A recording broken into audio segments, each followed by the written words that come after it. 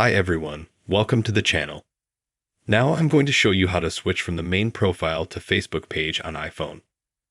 Let me know if my solution helped you and if you managed to do it on your phone or iPad. Maybe you still have some questions.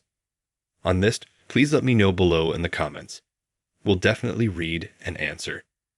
And also please subscribe to the channel, put likes. Let's get started. Go to Facebook. Then, if you are not logged into your account, you will need to enter your phone number, email address. Also at the bottom, write a password or login. And after that, you can enter your page. Further, you click the right bottom corner of the menu. Further here, you have at the top is this bar. You click on it. After that, you can switch from your main profile to your page. As you can see, that's what I have right now. I click on the second account and switch to page. Again, I click on the menu, click on this bar, and switch to my main profile.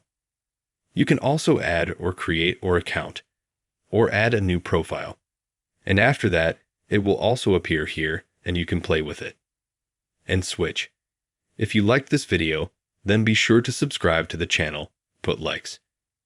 Write in the comments whether my solution helped you, and it turned out to do so. Thank you all for watching. Goodbye.